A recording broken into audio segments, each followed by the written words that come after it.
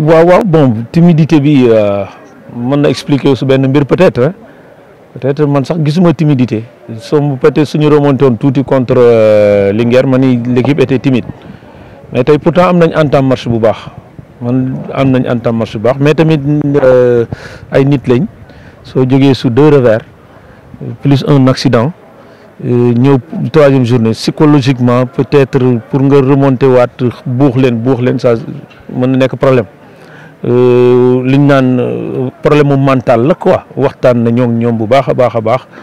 jàppoon ni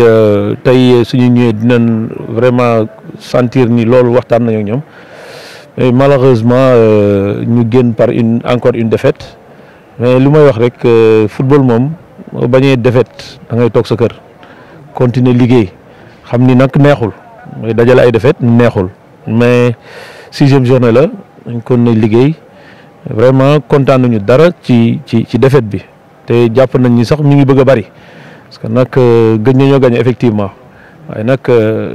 ñoo ngi liggéey pour dindi loolu bàyyiwuñu guddeeg bëccëg lu ñu xam su ñoo ngi liggéey ñoo ngi ñafe bu baax a baax ñu au niveau technique ñoo ngi liggéey ñoo ngi waxtaan ak xale yi également ñëwagul nag peut-être ça va tarder peut-être mais mën naa am sous peu de temps yéen a ma gën a xam football benn victoire rek mën naa déclencher waat affaire bi surtout nag soo ko jëlee à l'extérieur. ak waa Sonacos man loolu moo doon sama problème. parce que waaw vous l'avez dit hein donc ñun suñu 2e mi-temps yow gis nga ni sax on était dans le match mais ñun suñu temps fort lañ encaissé 2e bi voilà loolu ça day moralement daf lay affaiblir et puis dans les vestiaires on s'était dit que parce que genre 2e bi xawoon naa feeñ première mi-temps mooy le marquage sur les balles arrêtées. On ne l'a pas fait te jëmee témoin dans les vestiaires insisté na si su coup franc amate wala corner am dans les vestiaires laa leen ko wax individuellement ku nekk na jël bëgguma gis kenn ku libre mais le but on l'a encaissé par corner sur balle arrêtée mu ñëw dagg premier poteau mu dugg te on était dans le match mën nañoo ñibbeeg 1-0 wala sax ñu dem ba égaliser 1-1 mais nag yooyu yëpp da nga koy dugal rek su cadre football continuer xam ni baaxul.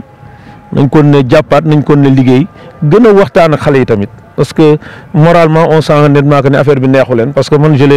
maa ngi dëkk ak ñoom guddeeg bëccëg mais xam naa ni défaite bi dina leen gën a affecté lu ma ci mën nag jàpp buuxaat ba ñu revenir sur le plan mental daal xam naa ni mooy son problème on joue nag ñoo ngi jouer on essaie de jouer on a des projets on joue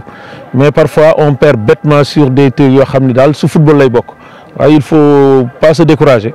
reprendre le groupe rek waxtaan ak ñoom kon ne liggéey rek xam ni moom football moom du fu muy méttee ngay bàyyi te tamit sax métteegul ñun on est tranquille quel que soit lii am rek ñun on est tranquille parce que gëm nañ yàlla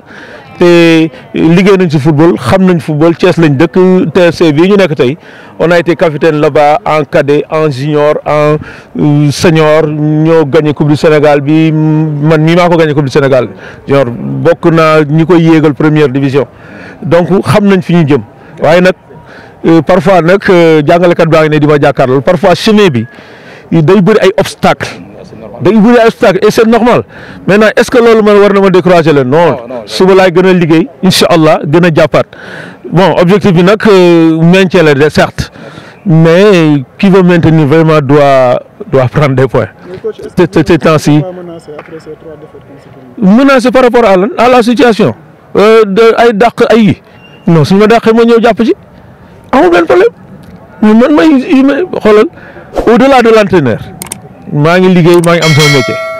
au contraire lii may def ni ASC Thiès je contribue à la marche de cette équipe là mais c'est pas les résultats wala nangam nañ ma dàq suba nit la mais Gossard joueur xam nga ma diggee Gossard entraîneur xam nga ma duma yàlla nag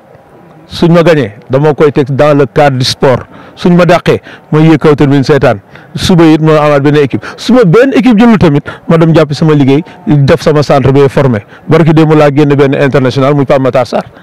ñu ngi nii merci yéen a ngi koy gis Sidi Sarr ainsi de suite keneen ak keneen donc entraîneur bu bañ ñu dàq la wala ñu bañ ñu critiquer la nga toog sa kër wala ma toog kaw tribune wala ma dem toog sama wetu soxna kee ak sama wetu njaboot